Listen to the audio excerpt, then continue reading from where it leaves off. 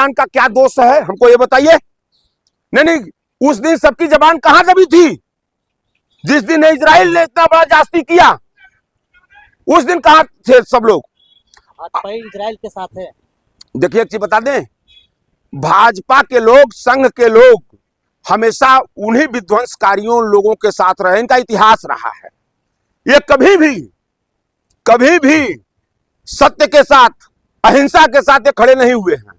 ये हमेशा, अरे ये तो इतने बड़े दोहरे चरित्र के लोग हैं कि जब अपने देश के साथ ये गद्दारी कर सकते हैं, अंग्रेजों के दलाल हो सकते हैं, तो ये इनसे क्या उम्मीद कर रहे हैं आप? इनसे क्या उम्मीद कर रहे हैं? ये जब समर्थन करेंगे तो उपद्रवियों का, चूंकि ये खुद एक आतंकवादी संगठन के लोग हैं। आरएसएस सबसे बड़ा आतंकवाद का एक वो राष्ट्रवाद है। कौन सा राष्ट्रवाद है? नहीं, क्या राष्ट्रवाद है? बीजेपी मतलब नहीं, बीजेपी का अर्थ राष्ट्रवाद की परिभाषा आप हमको बताएंगे? नहीं, हमको बताएंगे राष्ट्रवाद की परिभाषा आप और बीजेपी के लोग बताएंगे। राष्ट्रवाद की परिभाषा वो होती है जो अपने राष्ट्र के प्रति जवाबदेह हो और जिम्मेदार हो।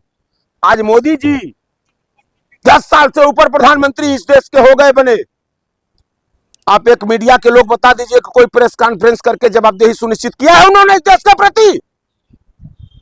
कोई जवाब दिया है? और राष्ट्रवादी बनते हैं, फर्जी राष्ट्रवादी, सर्टिफिकेट बांटते हैं राष्ट्रवाद का। कहां थे इनकी राष्ट्रवादिता? कहां थी जब अंग्रेजों के तलवे चाट रहे थे? इन्हीं के पूर्वज जब अंग्रेजों के तलवे चाट रहे थे, कहां थी राष्ट्रवादिता?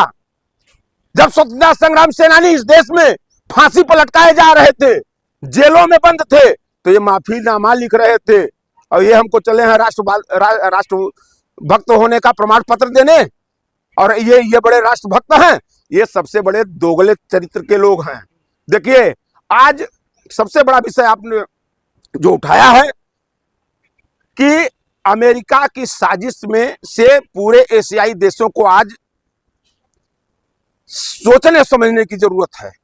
मैं एक ईरान और उसकी बात नहीं कर रहा हूं, चूंकि यह वह दोगला देश है अमेरिका, जो हमेशा एक दूसरे को लड़ाकर अपनी गोटी सिद्ध करता है।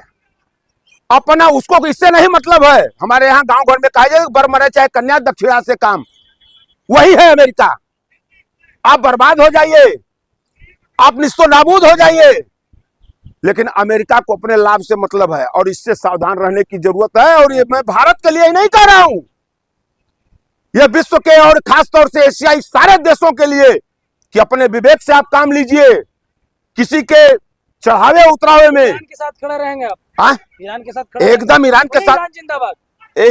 ईरान के साथ हम ही नहीं, पूरा भारतवर्ष का जो भी व्यक्ति है, पूरा भारतवर्ष, हम भाजपाइयों की बात नहीं कर रहे हैं। ये हमेशा जब ये गांधी के साथ नहीं खड़े हुए, जब ये स्वतंत्रता संग्राम सेनानियों के साथ नहीं खड़े हुए, उन्हीं की लोगों ने अंग्रेजों की मुखबिरी किया, तो इनके खून में थोड़े नहीं है। हम जब भी खड़े होंगे तो अपने उसी देश के साथ खड़े होंगे, उसी लोगों के साथ खड़े होंगे जो हमारे साथ खड़ा हुआ है। नारा लगाइए, ईरान जिंदाबाद। ईरान को जिंदाबाद होना ही चाहिए, एकदम होना चाहिए ईरान को। और ईरान ने अपराध क्या किया है? हमको एक चीज बताइए, ईरान ने क्या अपराध किया है? मतलब इतनी बड़ी गुंडाई चलेगी इजराइल की? इतनी बड़ी गुंडाई चलेगी? और एक चीज जान लीजिए कि अमेरिका को अब वो समय आ गया है। धीरे धीरे अमेरिका भी अपनी ताकत, अभी तक बहुत दिनों तक हो चुका था कि सबसे बड़ा ताकतवर है, सबसे बड़ा ये है ना। जिस तरीके से अमेरिका की ही चाल में आपने देखा कुवैत को बर्बाद किया, ये वही अमेरिका है।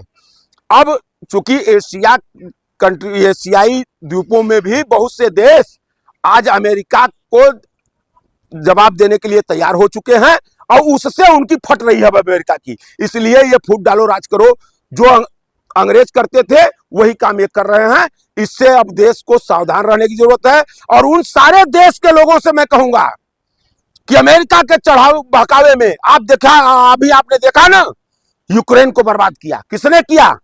अमेरिका ने किया। इसकी चाल से सबको सावधान रहने की जरूरत है और इसी में भारत की भी भलाई है और इसी में पूरे एशियाई देशों की भलाई है।